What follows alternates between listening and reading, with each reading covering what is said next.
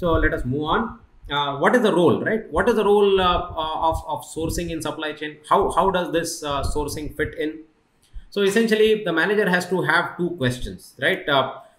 Two relevant questions with outsourcing. Two relevant questions with outsourcing is, first of all, bringing in this new vendor, right? I could have done it myself. I could have finished the raw material purchase. I could have done the production. Sometimes organizations also can outsource production. For example, car manufacturers, right? Car manufacturers very regularly outsource manufacturing of some of the components to outside vendors. No car manufacturer today makes the entire car on their own, right? They probably make the engine, they probably make the chassis, they make the body of the car, but some of the components are purchased from another vendor. So the vendor is responsible for manufacturing those cars, manufacturing those components. For example, the tires. Now, no car company today actually makes tires. I have made a statement. I think that is correct, but you can verify with data, right? Car manufacturers, they can make the components, the other components of the car, but tires are always going to be purchased from tire manufacturers. So tire manufacturing then is an outsourcing function. So outsourced function, right? So car manufacturers have already decided that they are not getting into manufacturing of tires, even though car tire is an important component. I am going to outsource that function to a specialty manufacturers. And so, as I said, outsourcing decision can also be for manufacturing. When do I decide that instead of me doing it, I should give it to somebody else? Two questions have to be answered. First is, does it benefit? Does it benefit me, right? At the end of the day, every organization is going to be a profit maximizer, or at best they want to maximize the return to their stakeholders. So I will do something. I will get into an activity only if it is beneficial to me. If it is beneficial to me to get this function done in-house, I will not outsource. I will do it myself. So the most important criteria to check whether outsourcing is good for me or not is to first of all look at the benefits, look at the returns, right? Look at the profits, look at the surplus, right? Surplus. I should get the surplus. Obviously, the vendor also has to get some benefit. If the vendor sees no benefit in getting the contract from me, why would the vendor participate, right? So the outsourcing benefit. So I have to benefit as a firm. I have to benefit from outsourcing. The vendor also has to benefit. I have to offer something lucrative to my vendor. Otherwise, vendor is not going to agree to working with me.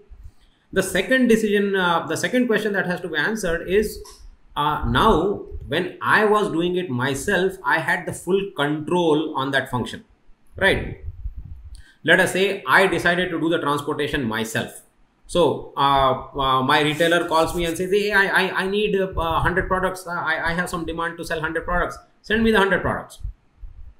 If I was doing the transportation function myself, I could quickly arrange a truck, arrange a driver, plan the route, and send the driver saying, oh, take these 100 products to the retailer. Retailer has demand. The retailer will quickly sell the 100 products and the revenue will be generated. Now, if I have transportation function done by my vendor, now I will have to contact the vendor. The vendor has to have a truck available. The vendor has to have a driver available. The vendor should deliver the product to my retailer in time. So essentially, outsourcing always has that slight bit of uncertainty, right? So the question that the manager has to answer is, does the outsourcing actually increase uncertainties for me, right? Will I be able to get it done if some other guy is doing it? If I was doing it, I know I will pull some resources from somewhere. I will make sure that this happens because it is done in-house. But what if this was done by outsider, right? Do I have control over them?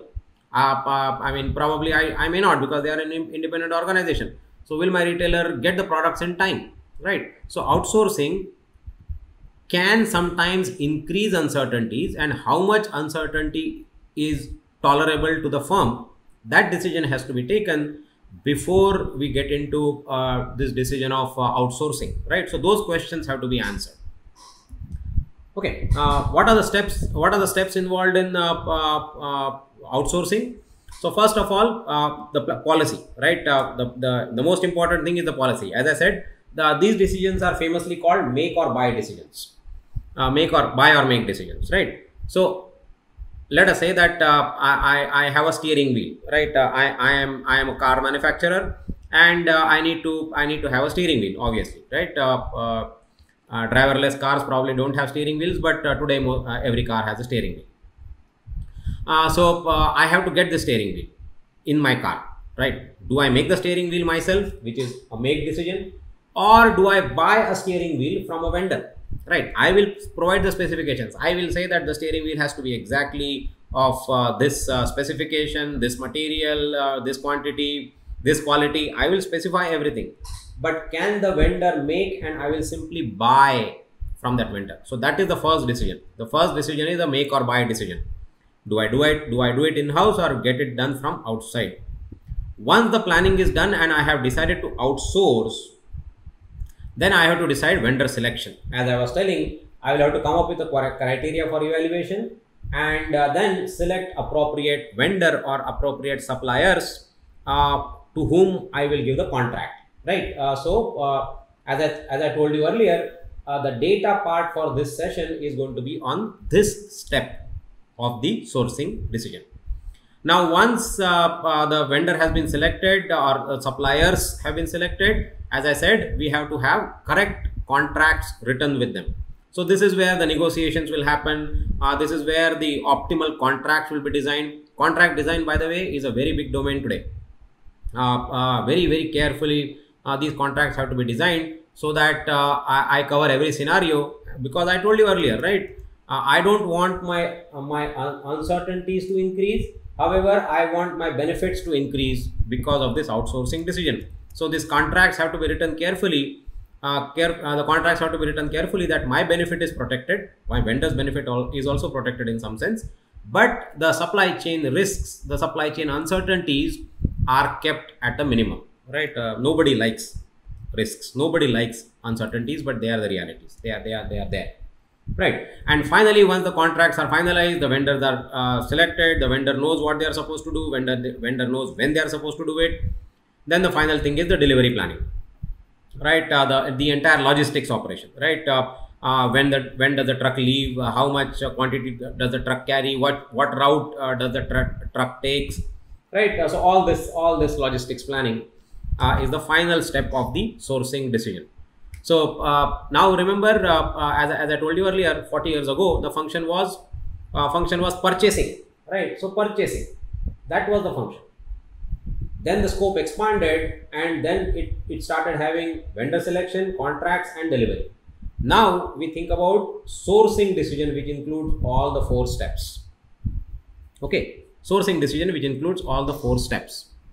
So those are the 4 steps, and the data for this session is going to come from step number 2. Now let me ask you another question, which is a relevant question at this point of time. What is the difference between outsourcing and offshoring? Have you heard of these terms? Outsourcing and offshoring. Outsourcing we have been discussing quite a lot, right? Whenever you are sourcing the function from an outside agency, that is outsourcing, right? Therefore, a car manufacturer deciding that my tire manufacturing is outsourced, I will only buy the tires from a vendor, that is an outsourcing decision. What is an offshoring decision? Offshoring decision is a decision that I had explained to you in the context of that European bank, right? European bank, it's a bank located across the Europe, for example, many branches. They want to get some banking function done, and then they decide that why don't I get it done in Asian market, because the cost of labor is probably less. Now that decision is called offshoring. Shores, right? Shores, right? You know shores. Shore, left the shore, right? Ships generally leave the shores. So the word comes from there. So essentially, whenever the function is done in a different geography, right? In this case, Asian markets, right? The banking function is done in the Asian market. So that is called offshoring. As we explained in the context of the European bank, offshoring need not always mean outsourcing.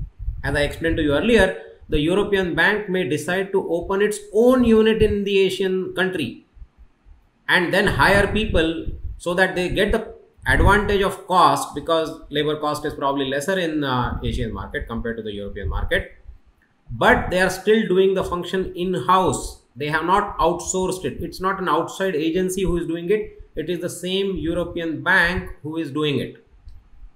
Okay, so offshoring need not always mean we are outsourcing. So I hope that difference is very clear. Right? All right. Let us move on. So let us look at the benefits of sourcing, benefits of outsourcing. When I say effective sourcing, that means most of the time outsourcing, right? So let us say that I am able to get multiple vendors who can fulfill my requirement, right? If there are multiple vendors, I can tell the vendor that, well, instead of going to you, why don't I go to some other vendor and get the job done? Therefore, if there are lots of suppliers available in the market, there is a competition amongst the vendors to get my contract, right? For example, I want to get steering wheel manufactured. I am a car manufacturer. I want to get steering wheel. I want to get the steering wheel manufactured to my specifications. Now, there are more than one organizations even in India which can help us get the steering wheel manufactured in India. So I will ask each one of them, can you do it for me? And each one of them will say yes. They also know that there are multiple suppliers who can manufacture and supply the steering wheels. So there is a competition. Now, because there is a competition, the car manufacturing firm who is outsourcing this decision of manufacturing the steering wheel will get all the benefits of competition, right? Because the steering wheel vendors, steering wheel suppliers know that there is a competitor, they will probably reduce the cost, reduce the price. Therefore, they will have to reduce the cost. They will reduce the price. So therefore, car manufacturer will get the product get the product cheaper from one of the suppliers. They know that the competition is never on price. The competition is typically on quality. So if there is a vendor who is able to supply the product at a very cheap price, but the product is of a very poor quality, then nobody is going to go to them. So since there is competition, and since I know that there are other vendors who are supplying the steering wheel, I will make sure that meaning the steering wheel supplier, the steering wheel supplier will make sure that the quality is better. So the car manufacturer will get all the benefits of competition. So that is one of the benefits of outsourcing. Second benefit I get is because of what is called as aggregation. Now, what is aggregation? For example, now let us take this example of this car manufacturer. Now let us say that I'm not a big player in India. I make some 3 lakh cars per year in India, right? 3 lakh cars per year in India. For 3 lakh cars, I'm going to need 3 lakh steering wheels. And let us say that I have to decide whether to do it in-house or do it outside. Now, if I decide to make the steering wheels in-house, I am going to make 3 lakh steering wheels in-house. So 3 lakh. So I will have to hire people, create a separate manufacturing unit which will make this steering wheels for me. My own department, not a separate organization. I will have to hire. I will have to design the steering wheels. I will have to get the raw material for the steering wheels. I will have to get the logistics of getting the raw material and manufacture the steering wheel and deliver it to the car manufacturing unit, right? Let us say that there is a separate steering wheel manufacturer, steering wheel supplier. Now, this steering wheel supplier may not be only supplying to one car manufacturer.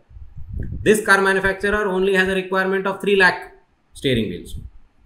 Let us say there is another car manufacturer who makes 9 lakh cars per year, right?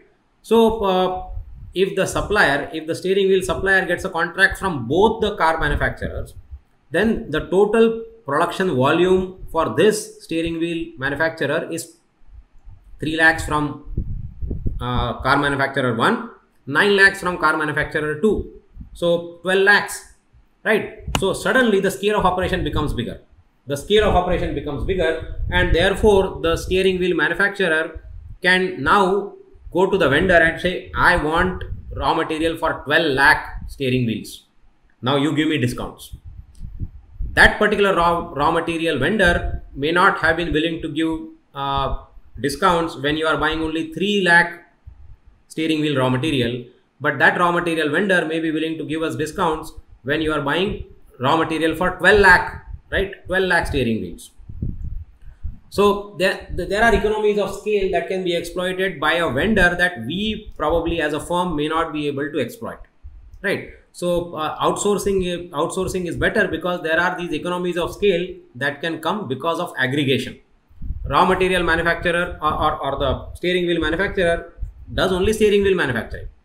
So they will get contracts from company 1, company 2, company 3 and actually have these jobs done at a scale.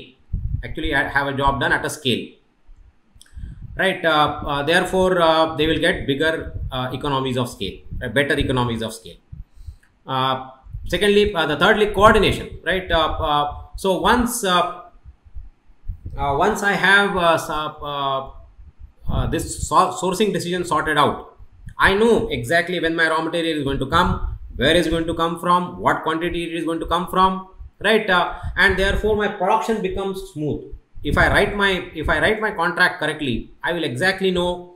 I will tell my supplier, or I will tell my other department. If I am doing it in house, I will tell the other department, boss, I am going to make 300 cars per day. So you better supply 300 steering wheels of this type, this specification. I may not be making only one model of car, right, every day. I may be making different models of car. For these different models of car, I need different steering wheels. So I will tell my sourcing agent, that sourcing agent may be in-house sourcing agent or an outsourced sourcing agent, the requirements, and they will deliver the product as per the specification at that time when I need it. And therefore, once I coordinate everything, my production operation becomes very, very smooth, right? For example, if I do this carefully, if I achieve this coordination carefully, I will not have a situation where lots of steering wheels are just piling up in my factory and I am not able to use them in time. That's a bad thing.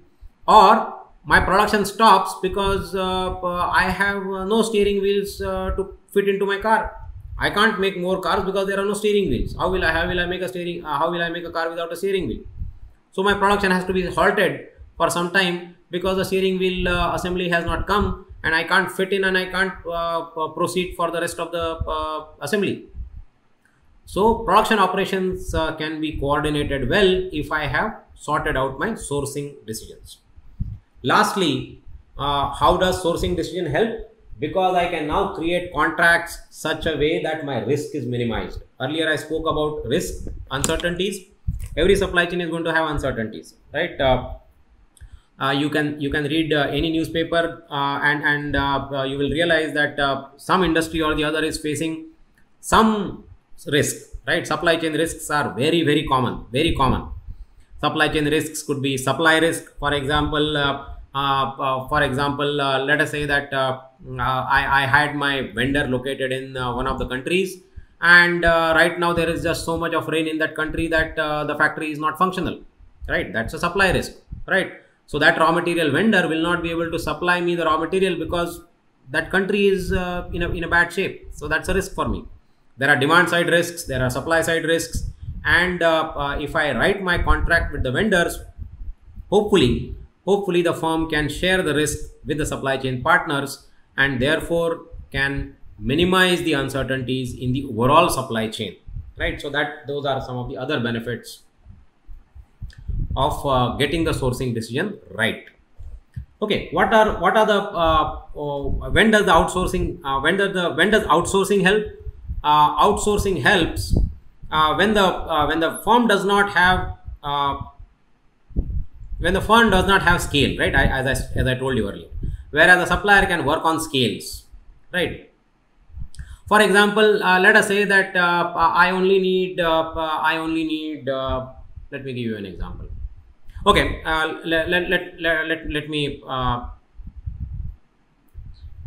me give you a service example.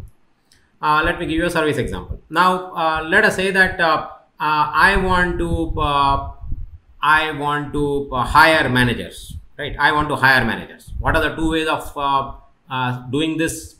Either I can put up an advertisement myself, let people apply to my organization directly and select a manager, which will be doing it in-house, right? Or let us say that I decide to outsource it. There are HR companies which can do the shortlisting for you, which can do the interview for you, and they can help you select a manager based on your requirements, right? So that is outsourcing.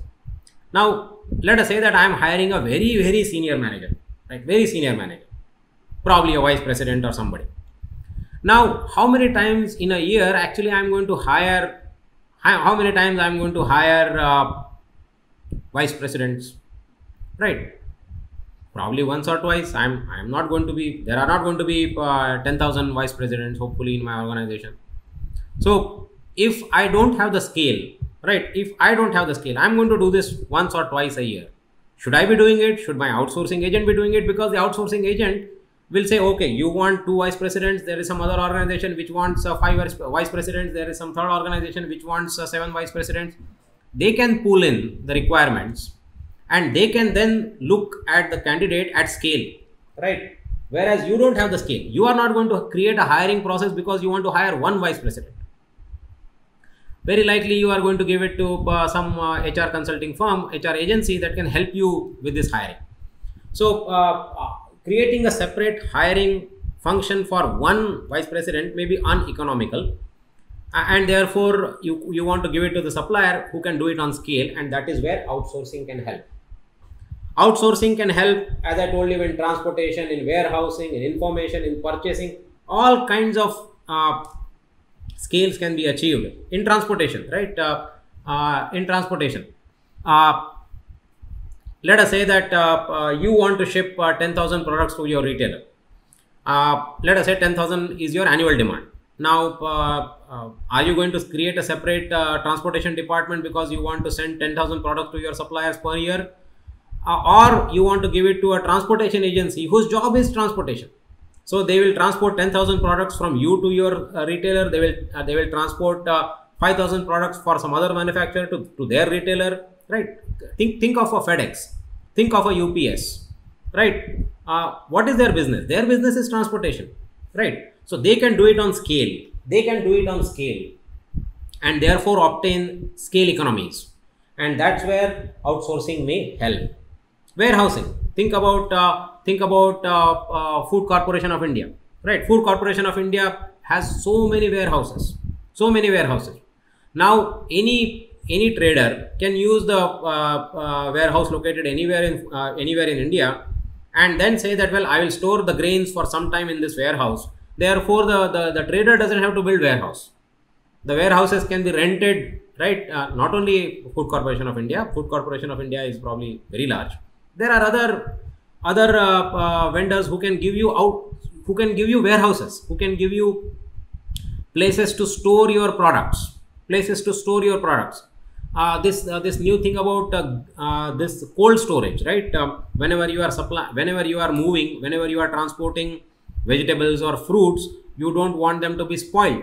Therefore now these vegetables, these fruits have to be stored probably in climate controlled environment. Now, are you going to have these climate controlled facilities built for yourself, or you are actually going to use these facilities that are already available, which can aggregate and which can help you scale, right? So that is where outsourcing is going to help us.